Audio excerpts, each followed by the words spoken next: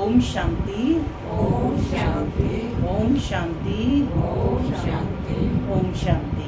ओम शांति। आज 14 मई 2025 प्रातः मुरली बाबा दादा मधुबन। आज बाबा ने मीठी मधुर मुरली में हमें समय की पहचान दी है कि यह समय कौन सा चल रहा है। इस समय तुम कहाँ बैठे हो? संगम युग पर। तो समय की पहचान दी, एक तरफ है कलयुग, दूसरी तरफ है नई दुनिया, सतयुग आने वाली है। तो बाबा ने हमें बताया कि इस पुरुषोत्तम संगम युग की क्या विशेषता है जो और किसी भी युग की नहीं है। हम कोई भी पढ़ाई पढ़ते हैं तो उसका फल हमें इसी जन्म में मिलता है, लेकिन इस संगम युग पर हम जो ये राजयोग की पढ़ाई पढ़ते हैं, ये प्रारब्ध के रूप में हमें भविष्य में प्राप्त होती है। एक जन्म की पढ़ाई और 21 जन्मों की प्राप्ति। तो ये संगम की ही विशेषता है, ये किसी और युग की विशेषता नहीं है। बाप ही आकर के पढ़ाते हैं। साथ ही बाबा ने आज फिर कहा है कि बच्चे डायरी लिखो, डायरी में नोट करो कि हमने सारा दिन में क्या क्या किया, बाबा को कितना समय याद किया, ताकि आत्मा की उन्नति हो सके और सतयुग में जाने के लायक बन सके। बाबा की तो यही शुभ भावना और शुभ कामना है, इसीलिए रोज रोज समझानी बच्चों को दे रहे हैं। सुनते हैं आज के डायरेक्ट ईश्वरीय महावाक्य। ओम शांति। बाबा कहते, मीठे बच्चे, अभी तुम संगम पर हो। तुम्हें पुरानी दुनिया से ताल्लुक यानी नाता तोड़ देना है, क्योंकि यह पुरानी दुनिया अब खत्म होनी है। अभी तुम संगम पर हो, तुम्हें पुरानी दुनिया से ताल्लुक यानी नाता तोड़ देना है, क्योंकि यह पुरानी दुनिया अब खत्म होनी है। आज की मुरली से प्रश्न है, संगम की कौन सी विशेषता सारे कल्प से न्यारी है? संगम की कौन सी विशेषता सारे कल्प से न्यारी है?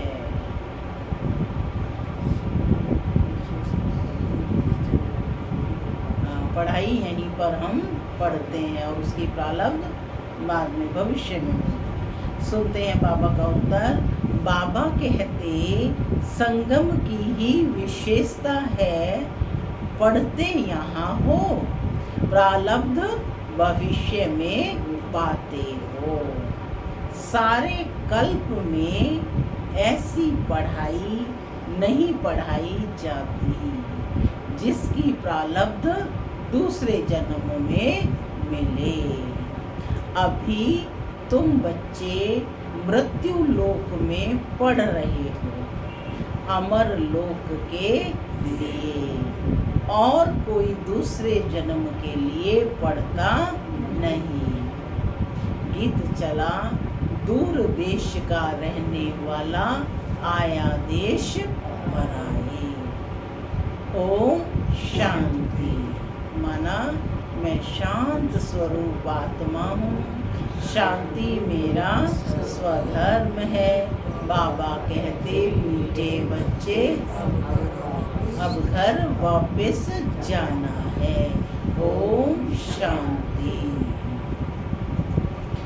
बाबा कहते, दूर देश का रहने वाला कौन? शिव बाबा। यह तो कोई भी जानते नहीं। क्या उनको अपना देश नहीं है? जो पराये देश में आए हैं वह अपने देश में नहीं आते हैं। यह रावण राज्य पराया देश है ना। क्या शिव बाबा अपने देश में नहीं आते हैं? अच्छा, रावण का परदेश कौन सा है और देश कौन सा है? शिव बाबा का अपना देश कौन सा है, पराया देश कौन सा है? देखो बाबा हर चीज को बच्चों के सामने क्लियर कर रहे हैं। फिर बाप आते हैं पराए देश में, तो उनका देश कौन सा है? बाप पराए देश में आते हैं रावण के राज्य में, तो उनका देश कौन सा है? तो बाबा कहते कि अपने देश की स्थापना करने आते हैं, लेकिन क्या वे अपने देश में खुद आते हैं? एक दो ने सुनाया, जैसे आपने सुनाया परम धाम है, किसी ने कहा सतयुग है।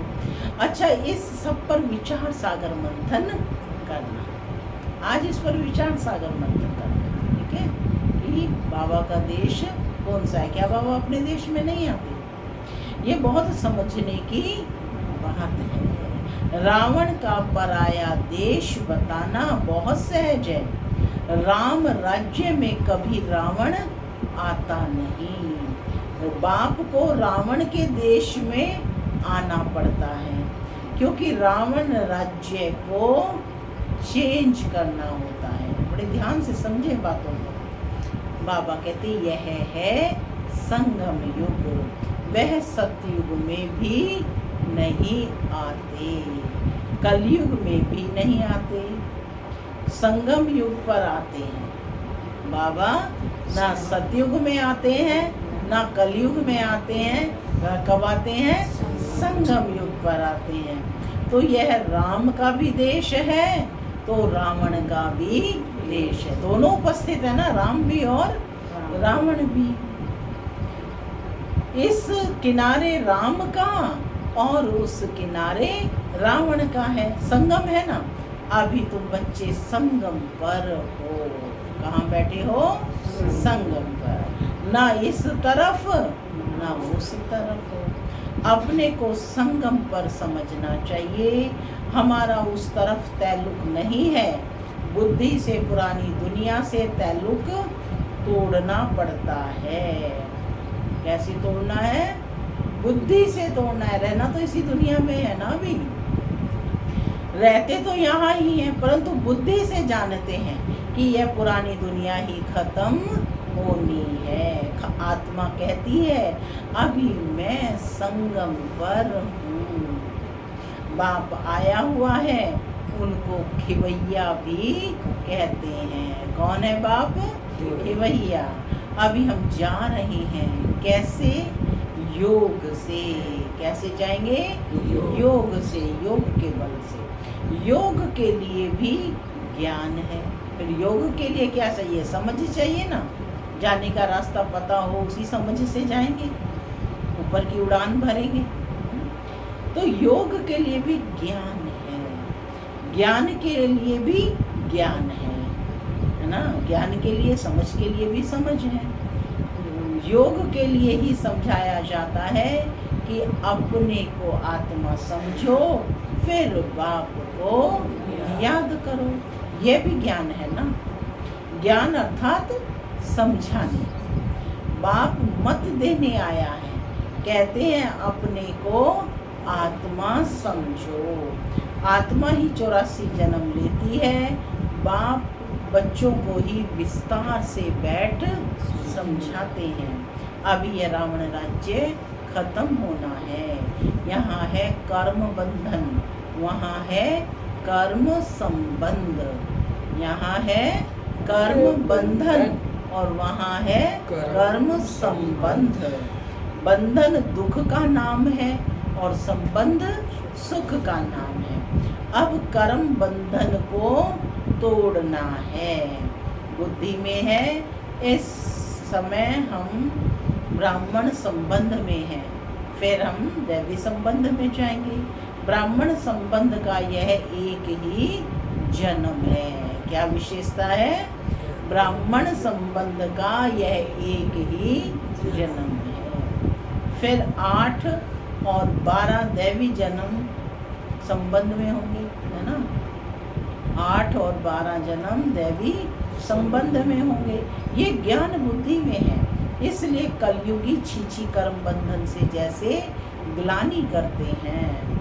इस दुनिया के कर्म बंधन में अभी रहना नहीं है, बुद्धि मिलती है। यह सब है आसुरी कर्म बंधन। हम भी गुप्त एक यात्रा पर हैं। क्या कहा बाबा ने? एक यात्रा पर हैं। यह बाप ने यात्रा सिखलाई है। याद की यात्रा कैसी है? गुप्त है ना। तो ये यात्रा किसने सिखलाई? बाप ने। फिर इस कर्म बंधन से न्यारे हो हम कर्मातीत हो जाएंगे। यह कर्म बंधन अब टूटना ही है। हम बाप को याद करते हैं, पवित्र वन चक्र को समझ चक्रवर्ती राजा बने। क्या बने? तो आज देखें कि पवित्र वन चक्र को समझ चक्रवर्ती राजा बने। मैं आत्मा कौन हूँ? चक्रवर्ती राजा हूँ। पढ़ रहे हैं, फिर उनका एम ऑब्जेक्ट प्रारब्ध भी चाहिए ना। तुम जानते हो हमको पढ़ाने वाला बेहद का बाप है। बेहद के बाप ने हमको 5000 वर्ष पहले पढ़ाया था। यह ड्रामा है ना। जिनको कल्प पहले पढ़ाया था उनको ही पढ़ाएंगे। तो कौन बैठे हो? कल्प पहले वाली आत्मा। तो कितनी खुश नसीब आत्मा हो, हर कल्प में बाबा का बच्चा बनेंगे। अपने लिए ताली तो बजा लो एक बार। कितनी खुश भाग्यशाली आत्मा हो, खुश नसीब आत्मा हो। तो बाबा कहते कि जिनको कल्प पहले पढ़ाया था उनको ही पढ़ाएंगे। आते रहेंगे, वृद्धि को पाते रहेंगे। सब तो सतयुग में नहीं आएंगे, बाकी सब जाएंगे वापस घर। इस पार है नर्क और उस पार है स्वर्ग। उस पढ़ाई में तो समझते हैं हम यहाँ पढ़ते हैं, फिर प्रारब्ध भी यहाँ पाएंगे।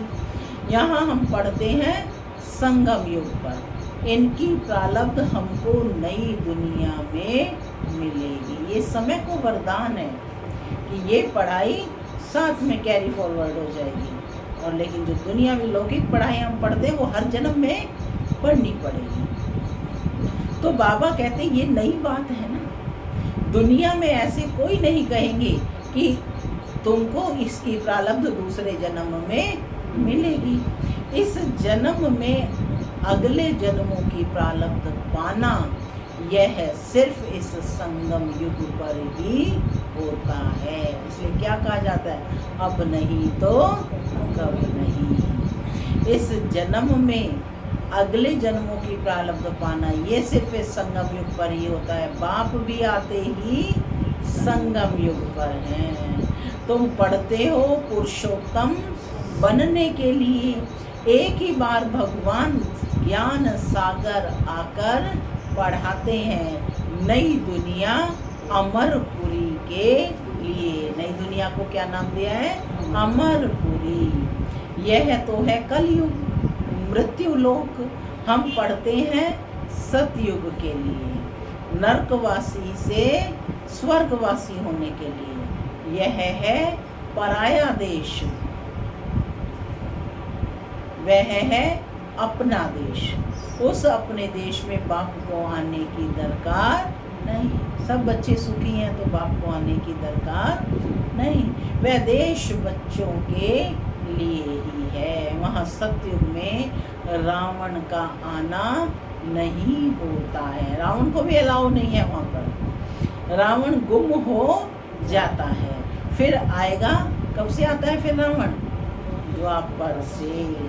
तो बाप भी गुम हो जाता है और रावण भी गुम हो जाता है। सतयुग में कोई भी उनको जानते नहीं है, ना राम को जानते हैं ना रावण को जानते हैं। बस आत्मिक स्थिति में स्थित रहते हैं। तो याद भी क्यों करेंगे?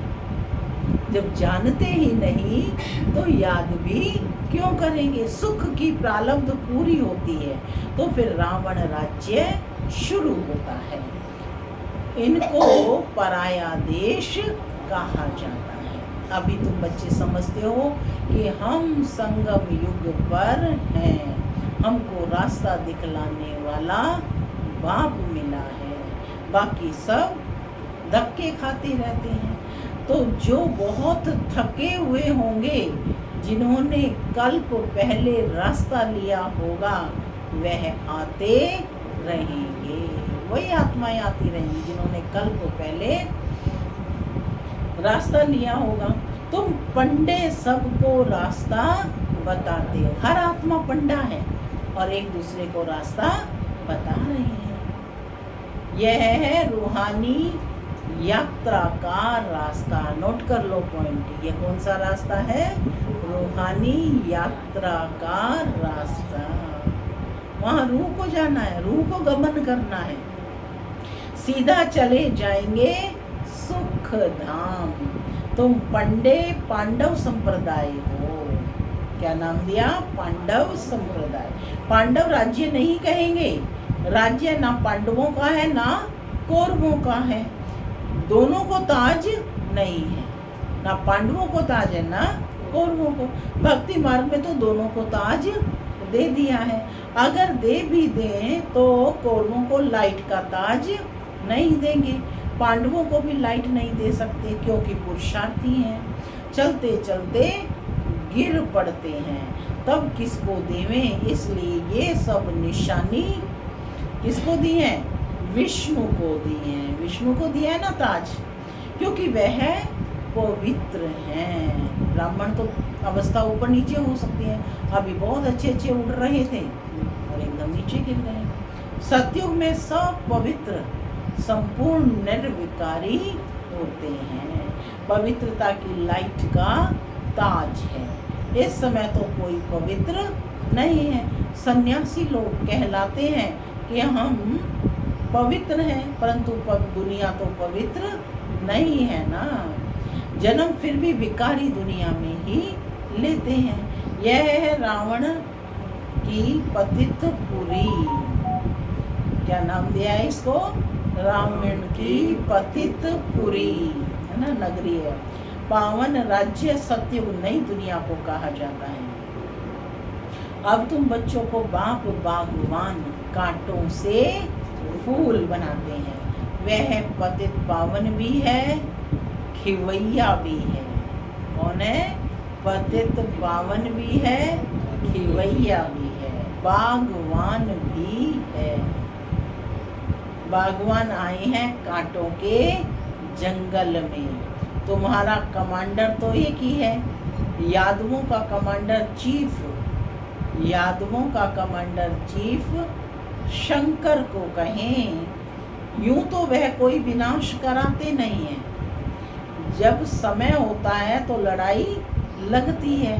कहते हैं शंकर की प्रेरणा से मूसल आदि बनते हैं। ये सब कहानियां बैठ बनाई हैं। पुरानी दुनिया खत्म तो जरूर होनी है। मकान पुराना होता है तो गिर पड़ता है, नहीं बनाओगे तो गिरेगा तो सही।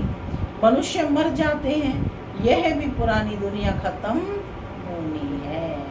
यह सब दब कर मर जाएंगे, कोई डूब में मरेंगे, कोई शौक से में मरेंगे। बॉम्ब्स आदि की जहरीली वायु भी मार डालेगी। बच्चों की बुद्धि में है ये अभी विनाश होना ही है। सारे सर्कमस्टांसेस बन रहे हैं, रिहर्सल हो रही है। बच्चों की बुद्धि में है कि अभी विनाश होना ही है, हम उस पार जा रहे हैं। कलयुग पूरा हो, सतयुग की स्थापना जरूर होनी है, फिर आधा कल्प लड़ाई होती ही नहीं। सतयुग त्रेता में सुख चैन की बंसी बजती है। अभी बाप आए हैं पुरुषार्थ कराने, यह लास्ट चांस है। रोहतास बहन क्या कहा बाबा ने? लास्ट चांस, क्या कहा मुनीस बहन? Last chance. तो फिर क्या करना है? बिल्कुल रेगुलर होना है, बस बाबा को याद करना है और कहीं भी बुद्धि ना जाए।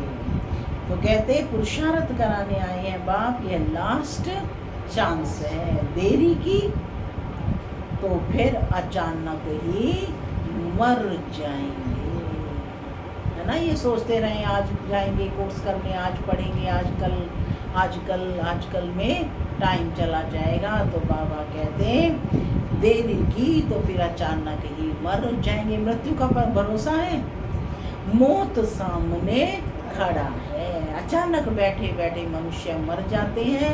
मरने के पहले तो याद की यात्रा करो।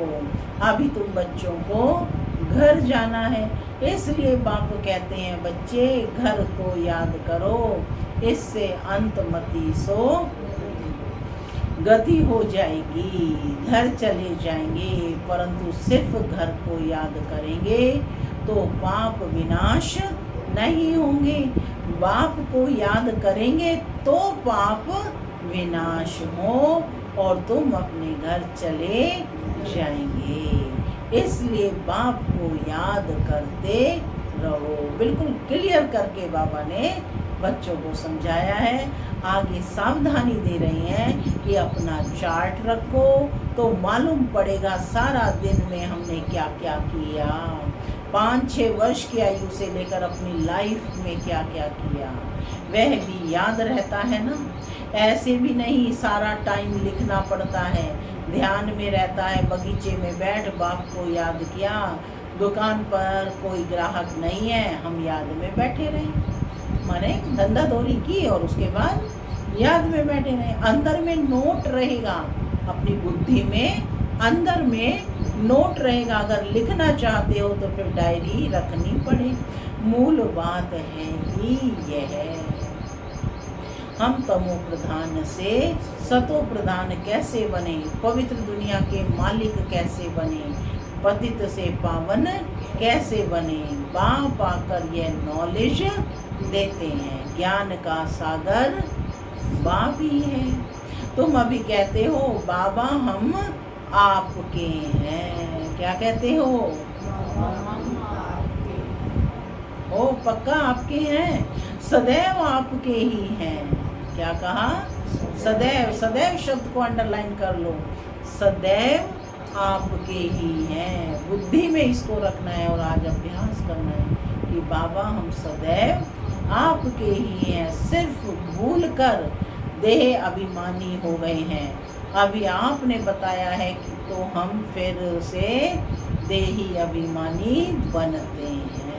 सतयुग में हम देही अभिमानी थे, खुशी से एक शरीर छोड़ दूसरा लेते थे। तो तुम बच्चों को यह सब धारणा कर फिर समझाने लायक बनना। पहले स्वयं में ये धारणा करनी है, फिर दूसरे सबको समझाने के लायक बनना है, तो बहुतों का कल्याण होगा। बाबा जानते हैं ड्रामानुसार नंबर वार पुरुषार्थ अनुसार सर्विसेबल बन रहे हैं। अच्छा किसको झाड़ आदि नहीं समझा सकते हो, ठीक है भाई, झाड़ के चित्र पर नहीं समझा सकते हो, भला यह तो सहज है ना। किसको भी बोलो तुम अपने को आत्मा समझो, बाप को याद करो, इतना तो समझा सकते हो। यह तो बिल्कुल सहज है। यह बाप ही कहते हैं मुझे याद करो तो विकर्म विनाश होंगे और कोई मनुष्य ऐसा कह ना सके सिवाय तुम ब्राह्मणों के।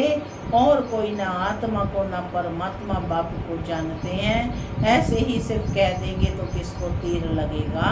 नहीं। वैसे तो दुनिया में भी कह रहे हैं भगवान को याद करो, लेकिन क्या तीर लगेगा? नहीं। जब आप स्वयं आत्मिक स्थिति में स्थित होकर परमात्मा को सारथी बना करके बोलेंगे तो क्या होगा?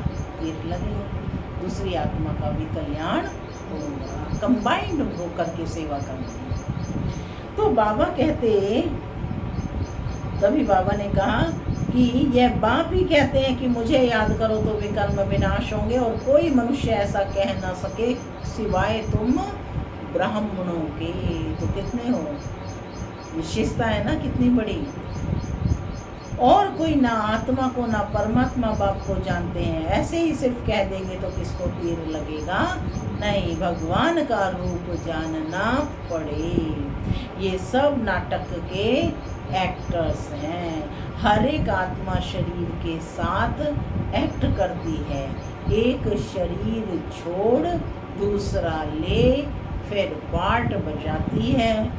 वह एक्टर्स कपड़े बदली कर भिन्न भिन्न पार्ट बजाते हैं, तुम फिर शरीर बदलते हो। वो कोई मेल व फीमेल की ड्रेस पहनेंगे अल्पकाल के लिए। यहाँ मेल का चोला लिया तो सारी आयु मेल ही रहेंगी। वह हद के ड्रामे और ये है बेहद का। पहली मुख्य बात है, बाप कहते हैं मुझे याद करो। योग अक्षर भी काम में नहीं लाओ, क्योंकि योग तो अनेक प्रकार के सीखते हैं, वे सब हैं भक्ति मार्ग के। अब बाप कहते हैं मुझे याद करो, और अपने घर को याद करो तो तुम अपने घर चले जाएंगे। शिव बाबा इनमें आकर शिक्षा देते हैं, बाप को याद करते करते तुम पावन बन जाएंगे, फिर पवित्र आत्मा उड़ेगी। पावन बन जाएंगे तो फिर आत्मा उड़ेगी। जितना जितना याद किया होगा, सर्विस की होगी, उतना वह ऊंच पद पाएंगे। याद में ही बहुत विघ्न पड़ते हैं। पावन नहीं बनेंगे तो फिर धर्मराजपुरी में सजाएं भी खानी पड़ेंगी, इज्जत भी जाएगी, पद भी भ्रष्ट हो जाएगा। पिछाड़ी में सब साक्षात्कार होंगे, ऐसी सजा नहीं मिलेंगी, सब साक्षात्कार होंगे, परंतु कुछ कर नहीं सकेंगे। साक्षात्कार कराएंगे, तुमको इतना समझाया फिर भी याद नहीं किया, पाप रह गई, अब खाओ सजा। बाबा ने कहा अब खाओ सजा, क्योंकि बाप नहीं है, अब कौन है? धर्मराज है कि तुमको इतना समझाया, अब खाओ सजा। उस समय पढ़ाई का टाइम नहीं रहता, अफसोस करेंगे हमने क्या किया, नाहिक टाइम गंवाया। नाहिक हमने जगमुई में इधर उधर घूमने में ही टाइम गंवाया। उस पढ़ाई में तो नापास हो फिर पढ़ते हैं, यह तो पढ़ाई ही पूरी हो जाएगी। अंत समय में पश्चाताप ना करना पड़े, उसके लिए बाप क्या राय देते हैं? बच्चे अच्छी रीति पढ़ लो। नोट कर लो आज इस पॉइंट को बुद्धि में। बाप बच्चों को राय दे रहे हैं कि अच्छी रीति पढ़ लो। कितना महान बाप है। झगमुई में अपना टाइम वेस्ट मत करो, नहीं तो बहुत पछताना पड़ेगा। माया बहुत उल्टे काम करा देती है। चोरी कभी नहीं की होगी, वह भी कराएगी। पीछे स्मृति आएगी, हमको तो माया ने धोखा दे दिया। क्या कहते, मेरी तो मती मारी गई थी। पहले दिल में ख्याल आता है फलानी चीज उठाऊं क्या, बुद्धि तो मिली है, यह राइट और यह रॉन्ग है, वह चीज उठाऊं तो रॉन्ग होगा, नहीं उठाएंगे तो राइट होगा। अब करना क्या है? पवित्र रहना तो अच्छा है ना, संग में आकर लूज नहीं होना चाहिए, मैंने अपने विचारों को चेंज नहीं करना चाहिए। हम भाई बहन हैं, फिर नाम रूप में क्यों फंसे?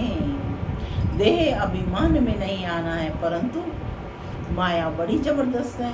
माया रॉन्ग काम कराने के संकल्प लाती है। बीच तो संकल्प है ना।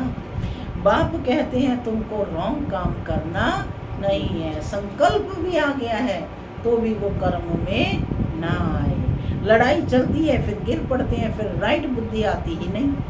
हमको राइट काम करना है, अंधों की लाठी बनना है। क्या ड्यूटी दी है बाबा ने? अंधों की लाठी बनना है। अच्छे से अच्छा काम है ये। शरीर निर्वाह के लिए समय तो है, रात को नींद भी करनी है। आत्मा थक जाती है तो फिर सो जाती है, शरीर भी सो जाता है, तो शरीर निर्वाह के लिए आराम करने के लिए भी टाइम तो है। बाकी समय मेरी सर्विस में लग जाओ, माने अंधों की लाठी बजाओ, माने औरों को भी संदेश देकर उन आत्माओं का भी कल्याण करो। याद का चार्ट रखो, लिखते भी हैं फिर चलते चलते फेल हो जाते हैं। बाप को याद नहीं करते, सर्विस नहीं करते तो रॉन्ग काम होता रहता है।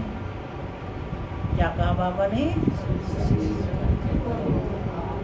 क्योंकि ये ज्ञान तो जितना आप बांटोगे उतना बढ़ता जाएगा, उतने अपने अंदर में खुशी बढ़ती जाएगी। तो कहते हैं कि सर्विस नहीं करते, बाप को याद नहीं करते तो रॉन्ग काम होता रहता है। अच्छा, मीठे मीठे सिक्के लदे बच्चों प्रति माता पिता बाप दादा का याद प्यार और गुड मॉर्निंग। रूहानी बाप की रूहानी बच्चों को नमस्ते। हम रूहानी बच्चों की रूहानी माता पिता बाप दादा को याद प्यार गुड मॉर्निंग और नमस्ते। नमस्ते, सदा रहो हंसते, बनो फरिश्ते, चलो। धारणा के लिए मुख्य सार, पहला, झरमुई झकमुई में अपना टाइम वेस्ट नहीं करना है।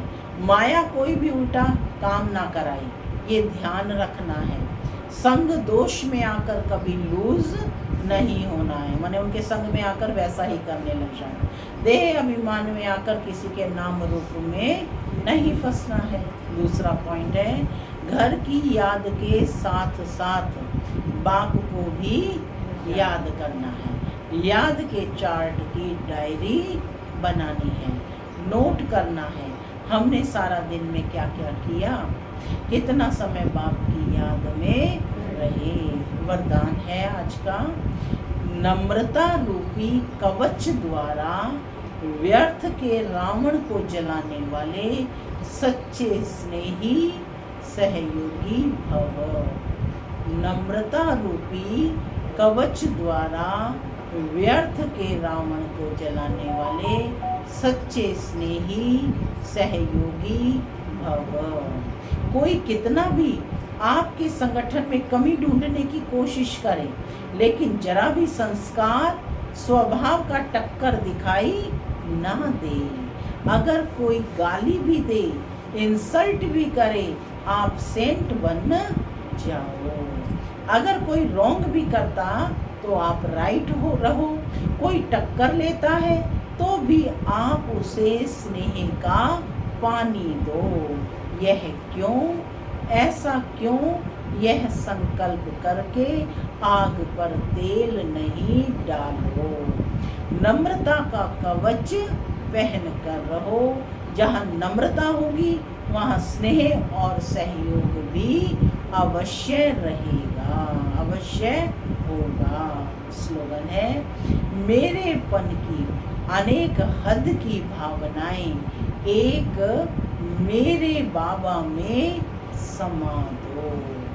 मेरेपन की अनेक हद की भावनाएं एक मेरे बाबा में समा दो। अव्यक्त इशारे, रूहानी रॉयल्टी और प्योरिटी की पर्सनैलिटी को धारण करो। रूहानी रॉयल्टी का फाउंडेशन संपूर्ण पवित्रता है। तो अपने से पूछो कि रूहानी रॉयल्टी की झलक और फलक आपके रूप व चरित्र से हर एक को अनुभव होती है क्या? नॉलेज के दर्पण में अपने को देखो कि मेरे चेहरे पर चलन में वह रूहानी रॉयल्टी दिखाई देती है या साधारण चलन और चेहरा दिखाई देता है? क्या दिखाई देता है? अपने आप से पूछो। ओम शांति।